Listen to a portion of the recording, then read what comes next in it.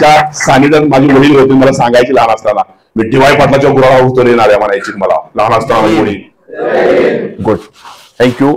आता बऱ्यापैकी मुलांनी 5 लोकांनी आता भाषण केलं आणि आता प्राइज कुणाला द्यायचं किंवा कुणाचा नंबर पहिला सांगायचा हा प्रॉब्लेम झालाय. त्यातल्या त्यात तुमचा जे कर्मचारी आहेत ते अप्रतिम बोलले, कर्मचारी अप्रतिम बोललेत आणि तुम्ही भाग्यवालीची 5 मुलं जी पुढे आली होती खरंच त्यांच्यासाठी एकदा जोरात टाळ्या वाजल्या पाहिजे. कारण यशस्वी व्यक्ती कोण, यशस्वी कुणाला म्हणायचं ह्या विषयावर मी बोलणार आहे. छत्रपती शिवरायांच्यावर मला बोलायला सांगितलं, राजांच्यावर काय बोलायचं, छत्रपती शिवरायांच्यावर काय बोलायचं. ती व्यक्तिमत्व असं होतं की त्यांच्याकडे बोलण्यासाठी काही नाही, त्यांचा आत्मसात करण्याची गोष्ट आहे, गरज आहे. आज आपण आत्मसात करण्याची गरज आहे त्यांचं कार्य, कारण छत्रपती शिवरायांचं कार्य फार मोठं आहे. मी माझा परिचय करून दिला, त्या दिदीने परिचय करून दिला, परत त्या मित्रांना माझा परिचय करून दिला, पण तो थोडा अल्प परिचय होता. माझं नाव हवलदार नारायण राजाराम सनगर, माझं गाव माले, मी नारायण नावाचा विद्यार्थी शाळेमध्ये. मला 10वीला 46% मार्क्स आहेत, 12वीला 42% मार्क्स आहेत, BA ला 60% आहे, MA history political science and Marathi. परत मी BPED ला 71, MPED 76, MBA NIS national institute of sports पटियालामध्ये मी NIS आहे. त्याचबरोबर मी आता PhD करतोय. मेजर ध्यानचंद राष्ट्रीय क्रीडा पुरस्कार मला आहे केंद्र सरकारचा, लाईफ टाईम व्हीआयपी ट्रीटमेंट मिळतं. मी एका ग्रामीण भागामध्ये राहणारा, माझं गाव माले, छत्रपती शिवराय छत्रपती संभाजीराजे यांची शेवटची भेट झालेलं गाव. त्या गावामध्ये छत्रपती शिवराय संभाजीराजे 13 जानेवारी 1680 ला आले होते. ज्यावेळी दक्षिण दिग्विजय छत्रपती शिवरायांनी केला त्यावेळी आले, त्यांना शंभूराजांना भेटायची इच्छा झाली. त्यावेळी छत्रपती संभाजीराजे यांना छत्रपती शिवरायांनी खाली बोलवलं गडाच्या खाली, कारण त्यांची तब्येत ठीक नव्हती. आले गावात जाण्याचं पसंत केलं. मग गावामध्ये एक भवानी मातेचं मंदिर आहे, त्या मंदिरामध्ये 2 राजांची भेट झाली आणि ते 2 राजे एकत्र आलेत. आणि त्यानंतर छत्रपती शिवराय हे 3 एप्रिल 1680 ला स्वर्गलोकी निघून गेलेत. शेवटची भेट झालेलं ऐतिहासिक गाव म्हणजे माले आहे. त्याच गावाला दक्षिण काशी म्हणून सुद्धा ओळखलं जातं. करवीर महात्म्य हा ग्रंथ आहे कोल्हापूरचा आपला. राजा भोजांचा जन्म हा करवीरचा आहे. पन्हाळ ही त्यांची पहिली राजधानी आणि पन्हाळगड राजा भोजनी बांधलेला आहे. तुम्हाला माहित असेल 3 दरवाजा बघितला असेल, 3 दरवाजाजवळ एक विहीर आहे, त्या विहिरीमध्ये लिंबू टाकला तर तो लिंबू रंकाळ्यामध्ये येतो असं ऐकलं असेल कोणीतरी. तो लिंबू हा भुयारी मार्ग आहे राजा भोजचा गुप्तधन घेऊन जाण्याचा, हा कोणाला माहित नाही. त्याचबरोबर नरवीर शिवा काठीजांचा मृत्यू जर झाला असेल तर हा छत्रपती शिवराय ज्यावेळी 10 नोव्हेंबर राजांनी ज्यावेळी अफजल खानाला मारलं दुपारी 2 वाजून 10 मिनिटांनी, त्यावेळी रात्री राजांनी निर्णय घेतला की आपण थांबायचं नाही, आपण पुढे कारवाई करायची. त्याने निर्णय घेतला आणि त्याचा निर्णय एवढा हार्ड होता की 18 दिवसामध्ये त्याने एकूण 18 किल्ले घेतलेत. त्या आदिलशहाच्या दरबारामध्ये निर्णय झाला की छत्रपती शिवरायांना मारायचं आहे. आणि छत्रपती शिवरायांना मारायचं म्हणल्यावर त्यावेळी सर्व लोक एकत्र झाली आणि त्यांनी एक वेढा टाकायचं ठरवलं. 2 मार्च 507 ला हा वेढा टाकण्याचा निर्णय घेतला आणि शिंदीजवळ आणि शिंदी मसूद या ठिकाणी आलेत आणि माले या ठिकाणी त्यांचा तळ पडला आणि पूर्ण पन्हाळगडाला वेढा पडला. त्यावेळी छत्रपती शिवरायांनी गडकऱ्याला विचारलं की गडावर किती शिबंदी आहे, किती लोक अन्न खाऊ शकतात. त्यावेळी छत्रपती शिवरायांना सांगण्यात आलं 5000 लोक 1 वर्ष अन्न खाऊ शकतील, एवढं अन्न आपल्या खजान्यामध्ये शिल्लक आहे. त्यावेळी छत्रपती शिवरायांची युद्धनीती काय होती बघा, 3500 मावळे बरोबर घेतलेत आणि पन्हाळ्यावरती राजे गेलेत. सर्वांना बाहेर जायला सांगितलं. नेताजी पालकर 5000ची फौज घेऊन बाहेर होते आणि पन्हाळगडाला वेढा पडला. 4.5 महिने वेढा होता. त्यावेळी त्यांच्या जवळ एक व्यक्ती होता, त्याचं नाव होतं शिवा काशी आणि तो छत्रपती शिवरायांच्या सारखा दिसायचा. तर राजांना वाटलं की आता आपल्याला यातून निष्ठायला पाहिजे, कारण लाख मेले तरी चालतील पण लाखाचा पोशिंदा जगला पाहिजे. राजे असतील स्वराज्य राहिलं पाहिजे, कारण छत्रपती संभाजी महाराजांच्या मृत्यूनंतर आपल्याला भरपूर संकट आले. आपल्याच कोल्हापूरची महाराणी ताराबाई साहेबांनी आपलं राज्य वाचवण्याचा प्रयत्न केला धनाजी संताजीच्या साह्यानं. औरंगजेब 27 वर्ष महाराष्ट्रात राहिला, अखेर याच महाराष्ट्रात तो मरून गेला. त्याच्यावर एक मी कविता केली होती, पन्हाळगडावरती बसलो होतो, तानाजी बाजी संताजी धनाजी, औरंग का घमन तोड़ा था तुमने, तुम तो मराठे गले का हार है, सह्याद्री में तुम्हारा शौर्य अमर है, सह्याद्री को कान लगाओगे तो सह्याद्री शौर्य बताएगा, और हर किले पर घूमोगे तो मराठों की ताकत दिखलाएगा। मराठे ऐसे सच्चे थे, अपने राजा के प्रति खरे थे, अपनी जान की बाजी लगा के भी छत्रपति शिवाजी का सर झुकने नहीं दिए थे। और आगरा से औरंग की कैसे छत्रपति शिवाजी वापस आए थे, तब औरंग शहंशाह बनने के लिए तरसा था, लेकिन हमारे राजा ने उसका घमंड तोड़ा था, और आखिर में इसी मिट्टी में मराठों ने औरंग को गाड़ा था। आखिर में इसी मिट्टी में मराठों ने औरंग को गाड़ा था। ही कविता पन्हाळगडावरती बसल्यावर मला सुचली। अशा माझ्या टोटल 200 कविता आहेत। मी अशा 200 कविता केलेल्या आहेत। मी प्रेमावसला कविता करतो आणि मी शौर्य कविता करतो। राजांच्या विषयी काय बोलायचं, मी मिलिटरीत होतो तर छत्रपती शिवरायांच्या भरपूर वाचन केलं। राजांच्या एवढं वाचन केलं की मी पवार ऐकायची माझी फार आवड। घरामध्ये मी पवार ऐकायची, मला घरात आवड व्हायची, रागवायची माझ्यावर। आणि राजांचे एवढे विचार आहेत, राजांच्या एवढ्या गोष्टी आहेत की 26 जुलै 1629 दिवशी महाराणी जिजाबाई साहेब होत्या, त्यांच्या पोटामध्ये 1.5 महिन्याचा गर्भ होता। त्यांच्या 2 भावांच्या मुलाला निजामशाहीच्या दरबारामध्ये सत्कार करायचा होता। लखुजी जाधव सुद्धा ते गेले होते। आणि त्यावेळी दरबारामध्ये ज्यावेळी पूर्ण दरबार बसलेला आणि निजामशाहांच्या पुढे त्यांना पाठवण्यात आलं, त्यावेळी निजामशाहच्या पुढे ताटं घेऊन घेण्यात आलं। आणि ज्यावेळी ती ताटं पुढे घेऊन गेली, त्यावेळी त्या ताटाच्या खाली तलवारी होत्या। त्यावेळी लखुजी जाधव विजयाच्या वेगाने निजामशाहच्या दिशेने धावू लागले, पण प्लॅन पहिलाच ठरला होता। त्यामुळे लखुजी जाधवांना भाले लावण्यात आले आणि त्यांना धारातीर्थ पाडण्यात आले। त्या चौघांची प्रेत घेऊन राजमाता जिजाऊंच्या राजवाड्या पुढे त्यांची प्रेत टाकण्यात आली। रात्रीच्या टायमाला जिजाबाई मै घेऊन जात होत्या, तर त्यांच्या पायाला एखादं मुंडकं लागलं। ते बघतात तर काय आपल्या भावाचं मुंडकं, इकडे बघतात तर दुसऱ्या भावाचं मुंडकं, पुढे बघतात तर भावाच्या मुलाचं मुंडकं, आणि आई मांडीवर आपल्या नवऱ्याला घेऊन रडतेले बघत्या। लखुजी जाधवांची बायको रडत होती। जिजाबाईंना काही कळत नव्हतं आता करायचं काय। त्यावेळी जिजाबाईंनी तलवार घेतली आणि घोड्यावर टाच मारली आणि निजामशाहच्या दिशेने घोडे धावू लागलं, पण त्याच्या पाठीमागनं 10-12 घोडी येत होती। जिजाबाईंना थांबवण्यात आलं। जिजाबाईंना जेव्हा थांबवलं त्यावेळी त्यांचे पती होते ते शहाजीराजे भोसले, जिजाबाई कुठे चाललात, मला निजामशाहला मारायचंय, मला त्याच्याकडे जायचंय, त्याला संपवायचं आहे। जिजाबाई तुमच्या पोटामध्ये 1.5 महिन्याचा गर्भ आहे, तुम्ही थोडं थांबा, तुम्ही आराम करा, तुमच्या पोटामध्ये गर्भ आहे। त्यावेळी जिजाबाई धाय मोकळून रडू लागल्या। त्यावेळी राजांना म्हणल्या, राजे मला डोहाळे लागलेत, राजे मला डोहाळे लागलेत, माझे डोहाळे पुरवा राजे, माझे डोहाळे पुरवा। त्यावेळी जिजाबाईंना विचारण्यात आले, कसले डोहाळे लागलेत, तर पुढे दिसणारा दौलताबाद किल्ला आहे, त्या किल्ल्याची राग रांगोळी करून मला त्याची गरम राग खायची आहे राजे, मला डोहाळे लागलेत, माझे डोहाळे पुरवा। हे राजमाता जिजाऊंनी त्यावेळी शहाजीराजांना बोलले। शहाजीराजांचं महत्व काय हे लोकांना माहित नाही। शहाजीराजांचा जन्म मृत्यू हा लोकांना माहित नाही। मी परवाच जाऊन आलो, उदगीर हे कर्नाटकामध्ये ते ठिकाण आहे, त्या ठिकाणावर शहाजीराजांची समाधी आहे आणि ती समाधी एकदम दुरावस्थेमध्ये आहे, कुणालाही माहित नाही। मी त्या समाधीवरती गेलो, ती परिस्थिती बघितली, समाधीची दुरावस्था झालेली आहे। तिथं साफसफाई आम्ही केली आणि त्या समाधीचं दर्शन घेतलं, आम्ही आलो।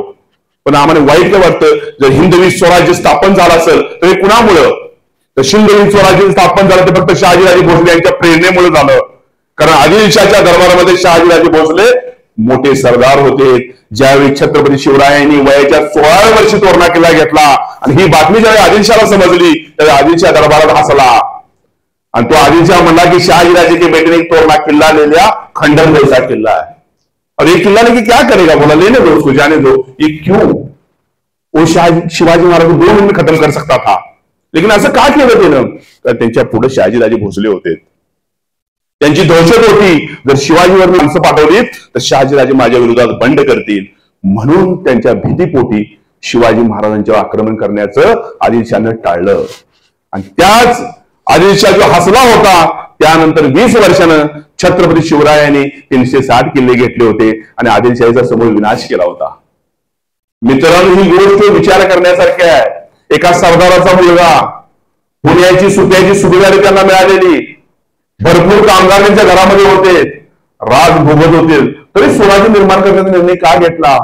राजमाता जिजाऊ साहेबांच्या 2 भावांचा मृत्यू त्यांनी डोळ्याने बघितलेला।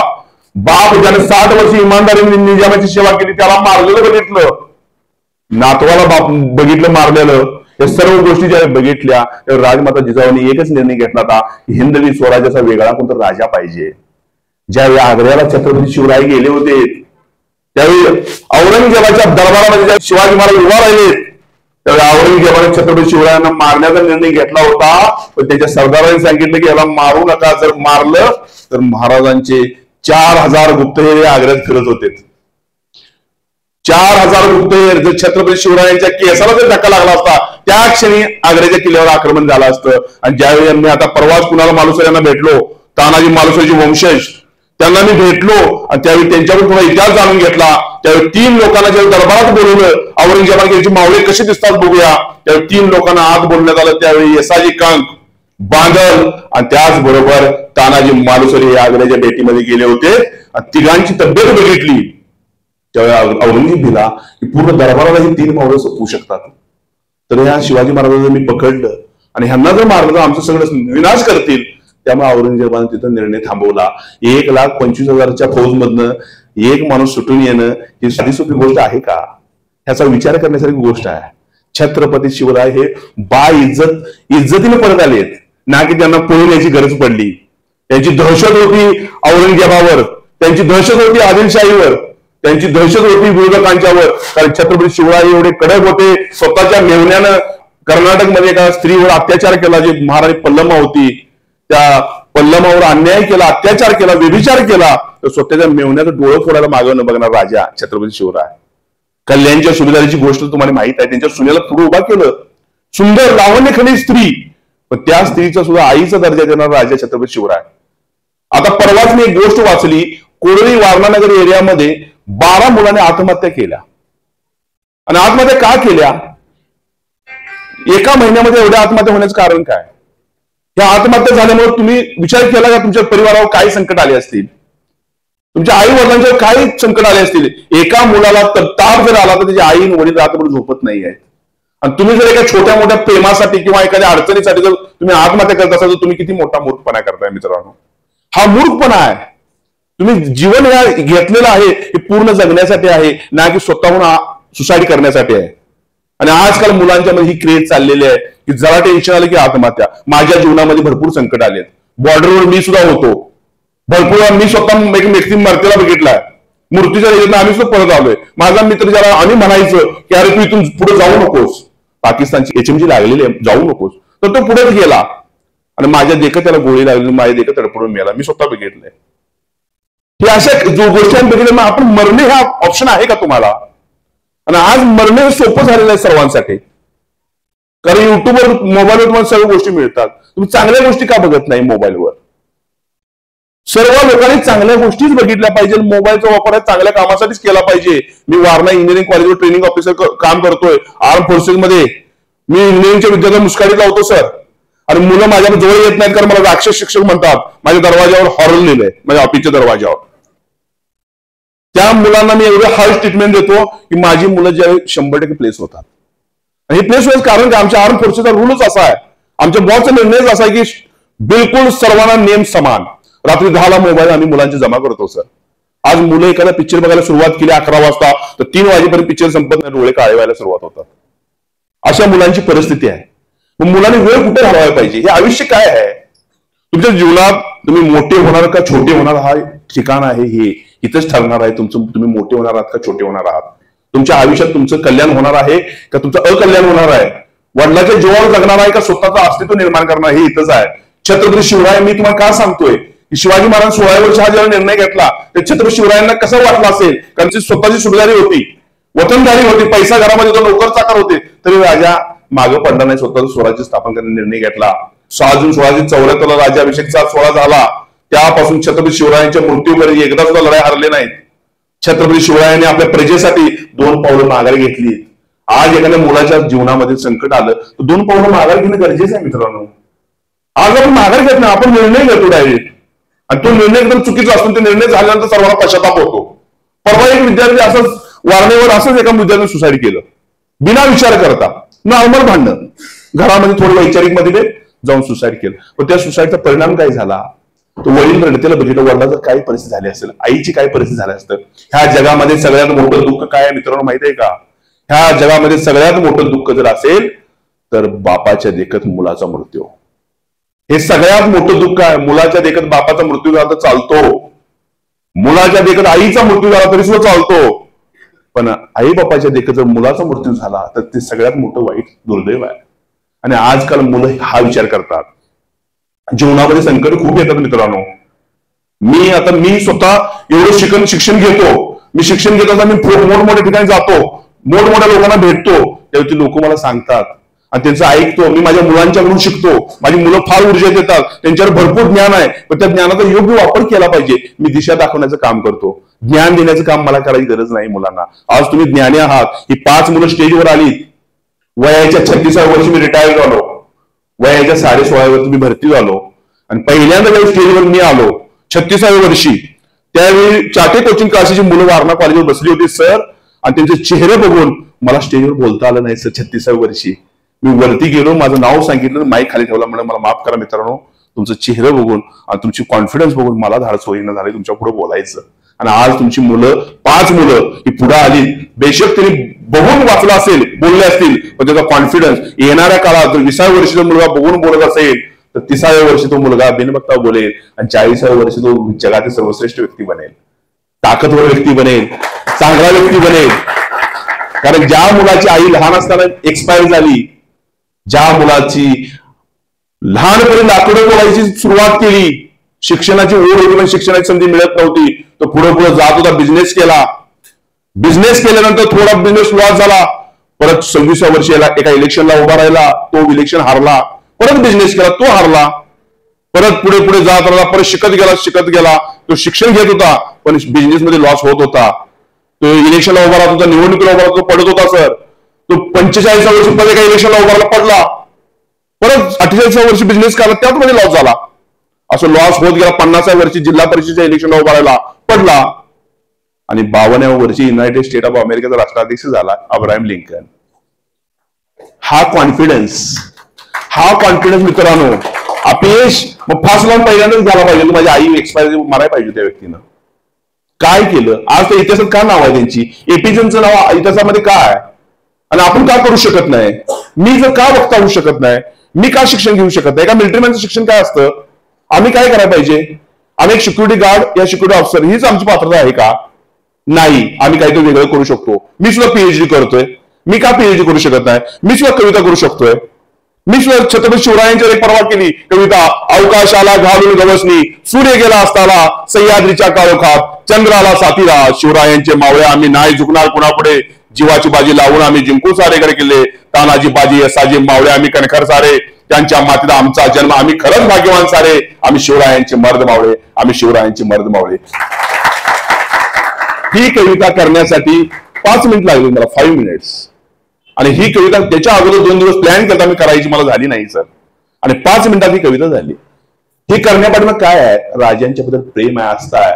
त्यांच्या कार्य त्यांच्यासारखं करू शकत नाही पण त्यांच्या फूटप्रिंटवर मी चालू शकतो. तसं जर तुम्ही निर्णय घेतला त्यांच्या फूटप्रिंटवर चालण्याचा तर येणाऱ्या काळात तुम्ही राजे बनू शकत नाही पण राजासारखं बनू शकता. आणि ज्यावेळी राजासारखं बनशीला तेव्हा दुनिया तुम्हाला सलाम करेल. आणि दुनिया त्यावेळी सलाम करते जेव्हा तुम्ही चमत्कार कराल. आणि चमत्कार करायचा असेल तर हेच वय आहे तुम्हाला जे काय करायचं आहे. तुम्हाला वक्ता बनायचं तर हेच वय. आणि इंजिनियर स्टेजवर बोलणे म्हणजे फार मोठी गोष्ट आहे. आणि शिवाजी महाराजांच्यावर बोलणे ही फार मोठी गोष्ट आहे. आज तुम्ही धाडस केलं, इंजिनिअरिंगची मुलं आहात, तुम्ही स्टेजवर येत आहे, फार मोठी गोष्ट आहे. येणाऱ्या काळात केमिकलला फार मोठं प्राधान्य आहे. भरपूर ठिकाणी चांगल्या ठिकाणी नोकऱ्या आहेत तुम्हाला. आणि तुम्ही स्वतः बिझनेस करू शकताय. भविष्यात फार मोठं व्यक्तिमत्व होऊ शकताय. पण तुम्हाला आदर्श कुणाचा तरी घेतला पाहिजे. कारण महाभारताची सुद्धा गोष्ट आहे. गुरु द्रोणाचार्यांच्या गुरुकुलामध्ये सुद्धा गुरुदक्षिणा वगैरे हा प्रकार होता. गुरु द्रोणाचार्य आपला मुलगा गुरुकुलात असताना सुद्धा अर्जुनला श्रेष्ठ म्हणायचे. अर्जुन का श्रेष्ठ होता? गुरु द्रोणाला अर्जुन ह्यासाठी श्रेष्ठ होता कारण अर्जुन गुरु द्रोणाचार्यांचे सर्व शब्द ऐकत होता. गुरु द्रोणाचार्यांना तो फॉलो करत होता. अश्वत्थामा जाऊन घरामध्ये मम्मीला सांगत होता, मम्मी श्रेष्ठ मी असताना अर्जुनाला श्रेष्ठ आहेत म्हणतात. हे असं का? त्यावेळी मम्मीने सांगितलं तुम्ही त्यांची परीक्षा घेण्या अगोदरच तुम्ही का श्रेष्ठ म्हणताय?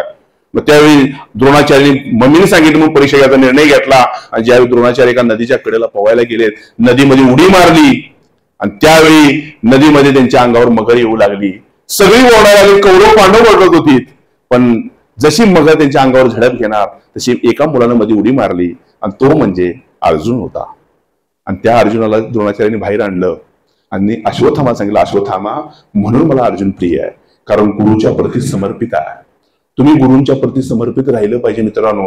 ही गोष्ट साधी वाटते पण ही गोष्ट गरजेची आहे. गुरु जे सांगतात ते ऐकलं पाहिजे. अनुभव आहे. आज गुगलवर तुम्हाला सर्व मिळतंय पण तुम्हाला गुरूंचा सारखा आदर्श मिळणार नाही. हे तुम्हाला गुरूंच्याकडूनच मिळणार. त्यामुळे गुरूंचा आदर्श करणं हे तुमचं परम कर्तव्य असलं पाहिजे.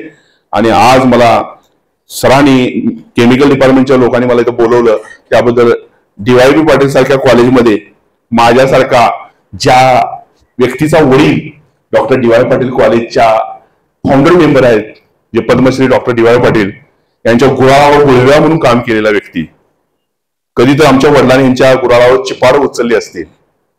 येऊन एका डायसवर उभा राहून एका विद्यार्थ्यांना एकदम युनिक पर्सनला मार्गदर्शन करतोय. ही माझ्या जीवनातल्या सर्वात मोठी मिळगत आहे की आज मी तुमच्या पुढे आलो. यांच्या सानिध्यात माझे वडील होते. मला सांगायचे लहान असताना मी DY पाटलाच्या गुराळावर उतरले नाऱ्या म्हणायची मला लहान असताना माझे वडील. आणि आज मी घेऊन त्यांचा म्हणजे माझ्या वडिलांना खरी श्रद्धांजली द्यायचं काम करत असेल तर आज केलं. कारण मी डॉक्टर DY पाटलांच्या एका डायसवरून बोलतोय ही माझ्यासाठी फार मोठी गोष्ट आहे. आणि मी आज मला स्वतःला भाग्यशाली समजतो की मी आज तुमच्यासारख्या युनिक पर्सनच्या पुढे आलो. कारण तुमच्या चेहऱ्यावर मला एवढंच वाटतंय की 19वे शतक हे जरी इंग्रजांचं असलं, 20वे शतक हे अमेरिकेचं असलं तर 21वे शतक हे फक्त भारताचं असेल. धन्यवाद. जय हिंद, जय महाराष्ट्र.